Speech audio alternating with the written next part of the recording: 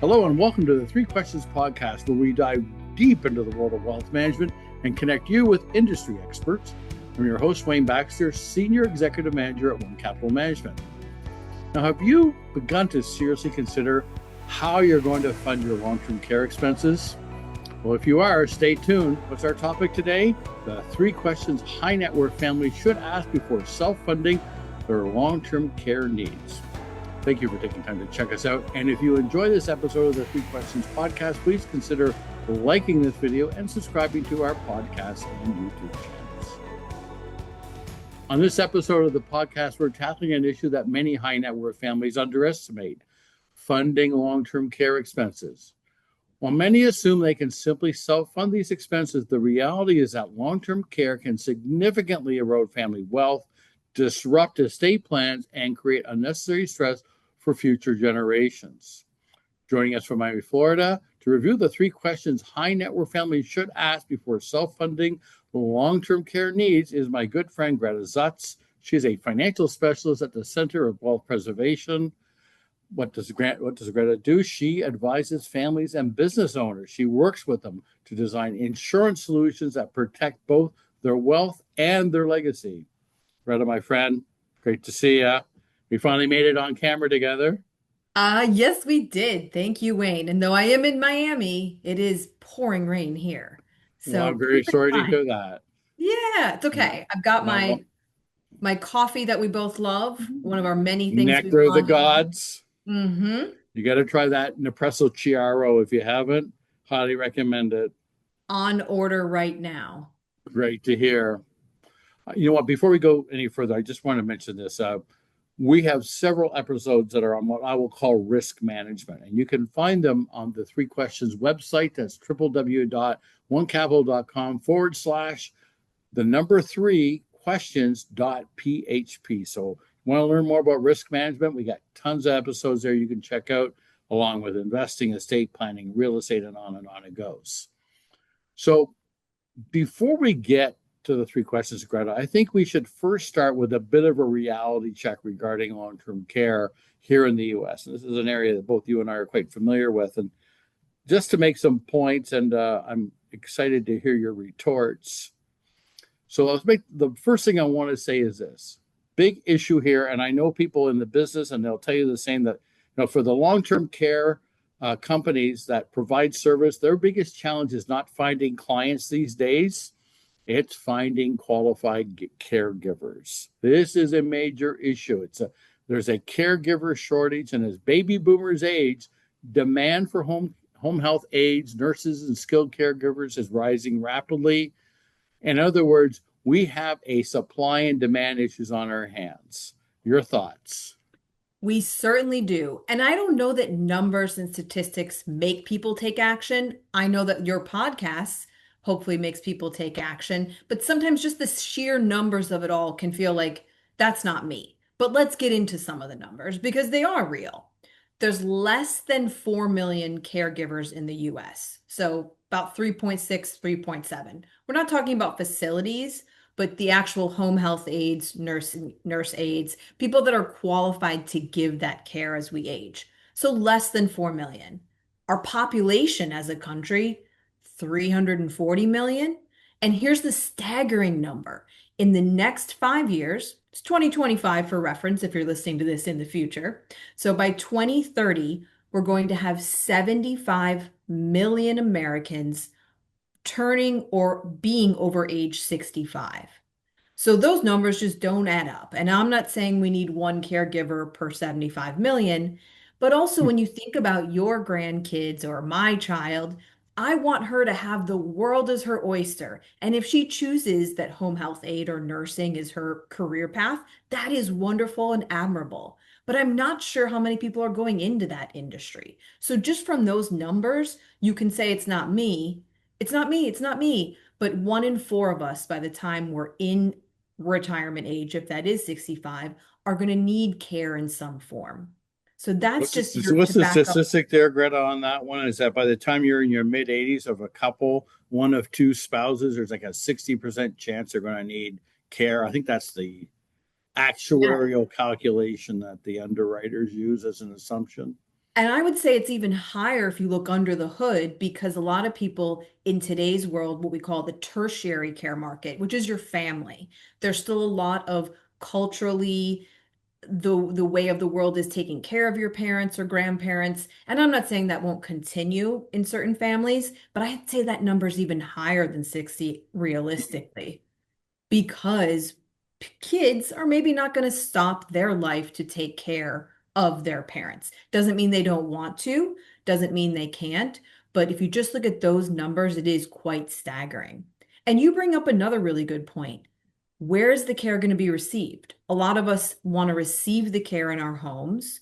And I think it's also the idea of what extreme level of care. We're not talking you have to be in an iron lung or being pushed in a wheelchair. We're talking you might just need help getting, a sweatshirt on in the morning or The ADLs, Greta, we're talking listen, about ADLs here, activities of daily living. ADLs before 8:30 this morning, or I know you early riser, working hard for your clients, getting them results. You did all six of the ADLs, almost every Man, American that Ken did.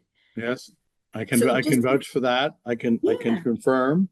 a slight shift to be able to need care. So to your point, exactly, the numbers just don't line up in terms of provision for care, facility, who's coming into the industry, and the stress that's going to put on the overall, what we call long-term care So market. one, we have a supply and demand in terms of caregivers. Two, we have an escalating cost of care. According to recent data, average cost of care of a private room in a nursing home can easily exceed over $100,000 a year. And home and health care can run $60,000, $80,000 per year, depending on the intensity of service. And I know those numbers can even go up from there. I'm And these costs are rising faster than the inflation rate. Say we agree that inflation is at about 2.5% currently. Uh, we're looking at cost of care rising at an inflation rate of somewhere between 3 and 5% annually.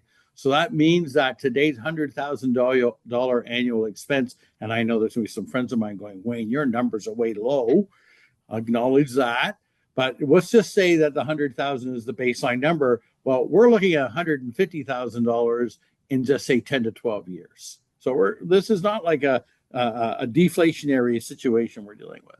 No, and you bring up a very good point. There is wonderful tools out there. Any consumer can find them, so it's very easy. You should really rely on someone like Wayne or myself to help you with better estimates within your plan. But there's very good calculators out there where you can Yeah. type in state, estimate costs.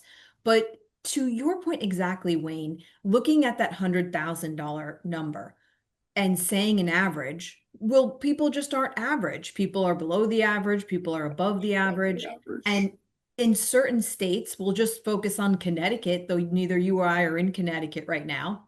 Connecticut is so expensive in the long-term care marketplace in all three sectors, whether it be home health, skilled nursing, or facility care, that we are already looking at those numbers being quadruple. So we're already at about $400,000 for Man.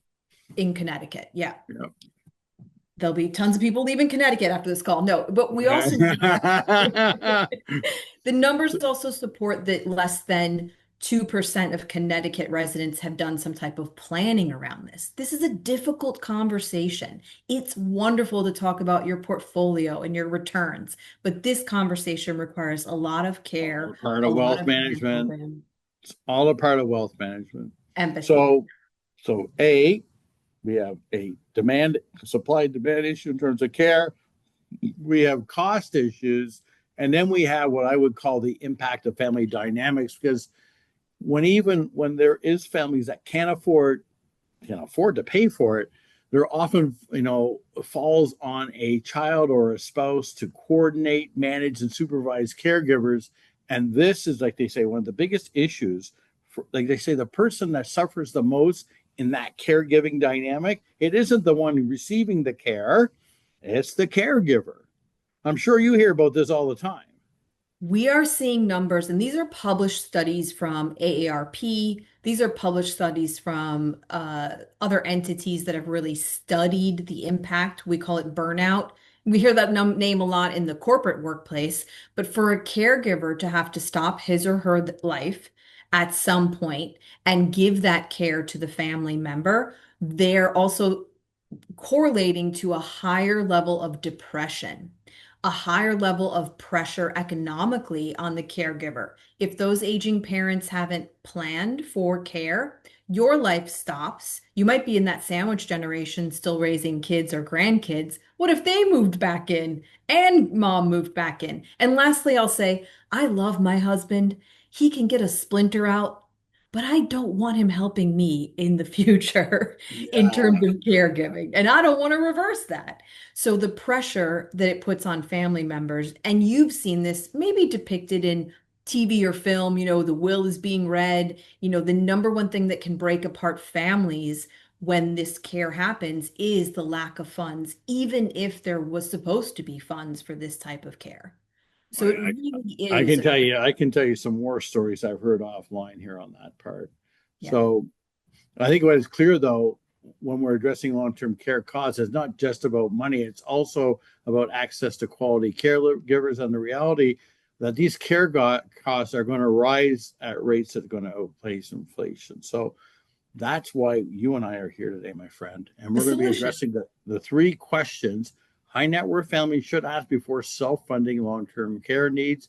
And again, Gretta Zutz joins us from the Center of Wealth Preservation. Let's get to our three questions. And we're going to start with question number one. And it goes like this.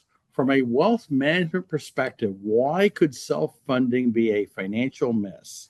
Gretta Zutz, the floor is yours. Let's say you had an emergency. You had to go to the emergency room. What's the first thing they're going to ask you? Maybe even before your name. They're going to ask for your insurance card, at least here That's in the right. US. So, what we're getting to is the layer of insurance when we talk about self-funding for long-term care is really a myth because self-funding is not something one can solve for when you don't know what you're solving for.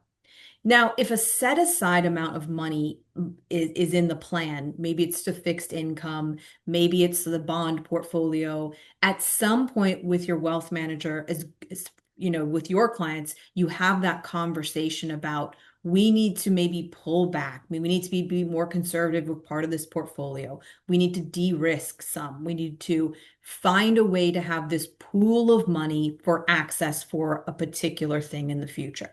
Mhm. So self-funding is kind of a myth. You wouldn't drive a car uninsured, at least I hope not. And in the Please. US, it's very detrimental. If you've ever had a surgery, a fun thing to do is look at the itemized bill of that surgery, what it would cost without insurance. Six figures every time. There you go. Just going back to my splinter issue, maybe not for a splinter, but the idea being that if we can start planning early enough, we can add a layer that just takes that risk off the table. And it doesn't have to be for 20% of someone's portfolio. We can solve using 2 to 5% of an overall portfolio to fund this solution in the future. So it doesn't have to be a scary number. And if you're currently working with someone who's not Wayne and they say to you, Wayne, you're fine. Gretta, you're fine. I wouldn't rely on that fine to be the number. Vine's not a number. It's not a number. And It's not a plan. and just to chime in, just as a follow-up question to you, Greta, for families who believe that, in quotes, we have enough to cover it, I know you know this. What are the hidden risks or opportunity costs they may be overlooking? Because they're there. They may not be apparent right in front of you, but they're there. Well, you might have to liquidate assets that you weren't planning on liquidating. You might have to pull back on gifting strategies and legacy strategies. If, let's use that Connecticut number that we said before. If care in the future is going to cost $400,000 a year and that care lasts for 10 years, Which is have you possible, believe me. I very have a family possible. member who had dementia. She lived for 13 years. My beloved aunt, unfortunately, she wasn't in Connecticut, but nevertheless. It's a very strong point there that we're thinking again, we're thinking it won't happen to me, or if it does happen to me, there's sufficient funds there. But how the wealthy stay wealthy is leverage, discount, use other people's money, and all these things are part of the long-term care plan. Mhm. So whether it's a conversation of setting aside a certain amount of funds or identifying something in the plan for this need or long-term care insurance, the conversation has to be had. The earlier, the better. The cost of waiting just from age 55 to 60 might be that plan, if we're talking about a long-term care insurance plan, is going to cost you 40 to 45 grand more just by waiting those few years.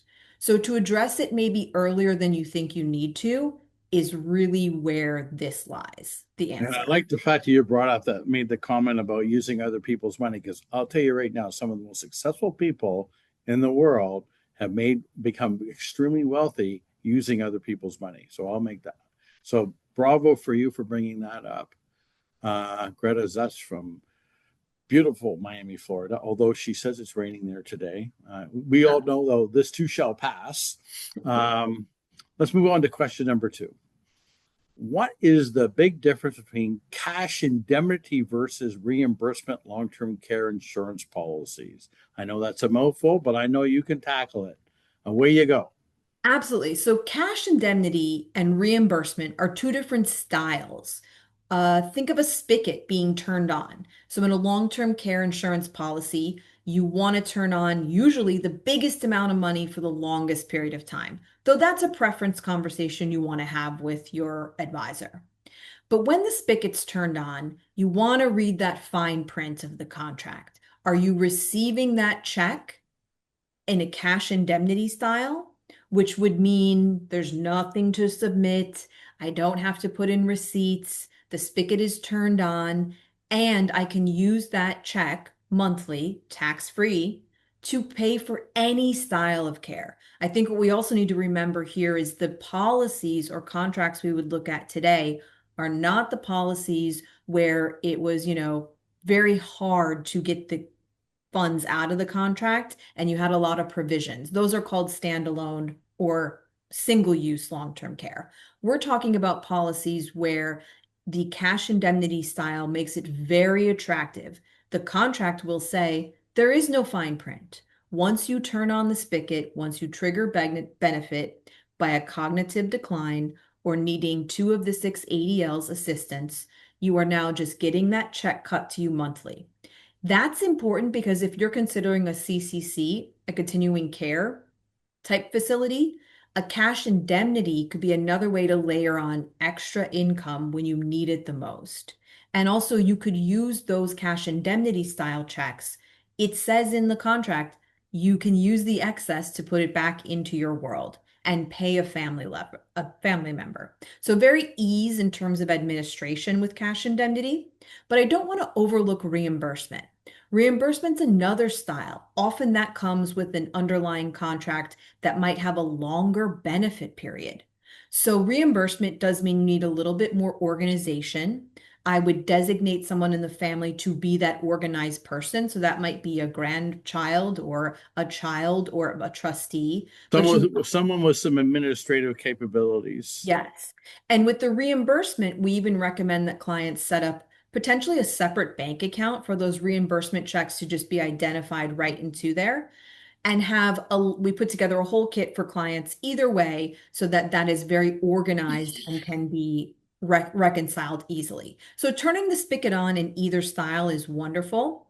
And different states have different styles on different contracts. So here we have to be working with a professional in our state to make sure that that provision is available. I And you've wouldn't told say me not, one. and you've told me that not all states allow for all the different types of policies that are out there. Correct. So where we're domiciled when you purchase the policy is important. Some of these contracts will pay even if you choose to go back to Canada, even if you choose to leave the country. So their contracts today are better and better in terms of providing for the insured. But again, you want to make sure every single line is really understood between you and your advisor and your team, estate planners, and anyone else that works within the family. Okay, great job on a rather complex question. So, What do families really need to understand about these benefits and how they're paid out and how they affect their flexibility of care? I mean, there's some complexity here. Maybe you could go in just to a little bit more detail there. Remember what we said earlier, where the contracts that we're looking at today are not predicated on if you need care. They're answering when you would need care. So the underlying contract is going to have guarantees. We like guarantees with this type of conversation. It's not going to be a use it or lose it type contract. It's going to be something where you either have a return of premium if not used, or that pool of money or a level of the pool of money could go back into the family estate.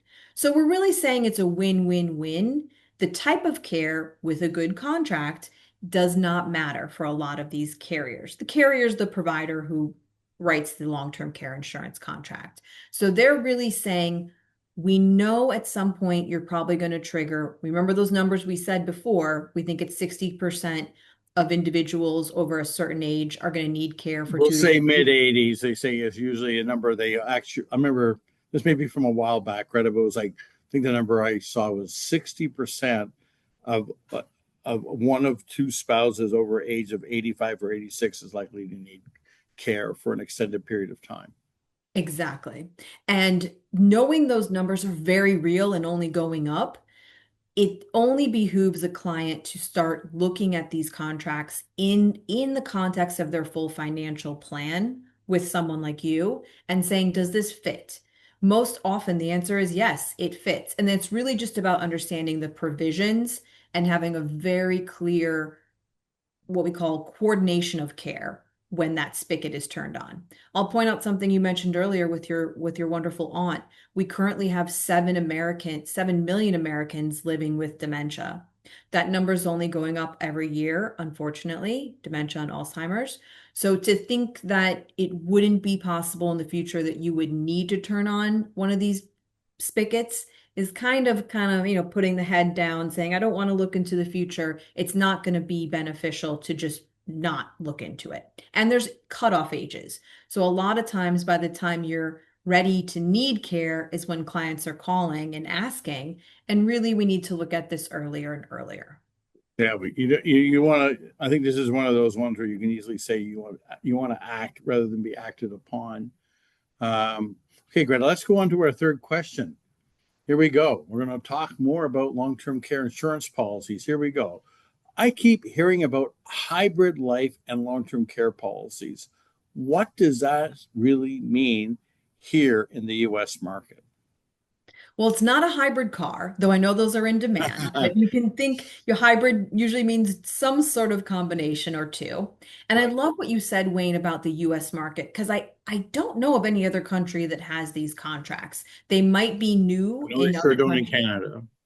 But I think it's pretty much a US only type solution. So these contracts are newer to the consumer. They're not newer to the carriers. The carriers have been working on these hybrid solutions for decades. A hybrid contract in this context has two parts, two components. It has a life insurance component, and sometimes clients say, I don't need life insurance. That's not what we want to talk about. The life insurance component is what gives us guarantees in the contract. So it's very important to have the hybrid life insurance contract underlying. Then the long-term care contract is what gives us potentially tax deductibility for the premium. It also gives us the pool of benefit. We want to drive that number for future care costs up, but keep our premiums level. So that's what's really underlying in a hybrid. There's so many different styles within the hybrid of how you can tailor it. But to sum it up, hybrid is a componented policy, part of it life, part of it long-term care, working together so that you're getting cost-effective and level guaranteed premiums, potentially even return of premium, and the largest amount of pool for care. I don't mind saying, on the record that this is the type of a plan that I have for my long-term care hybrid plan. So I'm curious, I mean, from your lens, I know what I see from my lens that these hybrid plans seem to be more and more popular as we go forward. So based on what you're seeing, Do you think they're gaining, traction among more wealthy or high net worth families? And if so, how do they perceive them fitting in the broader scope of estate and wealth transfer? Like, do they look at it as a part of that strategy or as a standalone? They're definitely looked at as a part of the strategy. And I love that you know about it because a lot of people still, life insurance is understood. There's, disability insurance, health insurance. If we put all the insurances in Right. one bucket, this is still new to the consumer. I have yet to see a lot of articles pushed to the consumer about this. I'm also working on that myself. We'll see when our Netflix special comes out about hybrid policies one day, if anyone want to produce that. I would watch it, of I course. was thinking blogging, but okay, let's go big. Let's go big. Let's go Let's go streaming. bigger. Yeah, there you go. Actually, I think Bradley Cooper is producing a But documentary. he'll play me, right? Yeah. Oh, Oh, he'll play you for sure. sure. Yeah, that's already been set. I love you, Um, Greta. and Tina Fey for me, I think. But There we go. yes, I think it's still so underutilized. And I think it is just because you really have to dig deep within if I'm calling myself the agent for a moment here, I have to take continuing education in each state. I have to really know all about these contracts and their Touche. provisions. And some people, whether it be on the other side are, of the professional, just haven't done the due diligence. I wouldn't expect the consumer to necessarily know the term hybrid. I wouldn't expect the consumer to necessarily even hear from this from their estate planner. So in conclusion, it's still very, very underutilized, but it's not new. It's not Wayne and Gretta's insurance company established 2025. These are reputable, highly rated carriers that pay claims. It's just not out there in the zeitgeist as much. And I'm going to leave you with 3 words that really drive this conversation. Long-term care insurance, that's not my 3, is flexibility, dignity, and choice. Flexibility, dignity, and choice. Noted. So, Greta, if there was one key takeaway you'd want a high net worth family to remember about planning for long-term care, what would it be? Just as we wrap things up here, just sort of a To just have final the thought as we walk out the door here. have the conversation. Start the conversation. Don't be scared of the conversation, whether it's with your family members, with a professional. Start the conversation.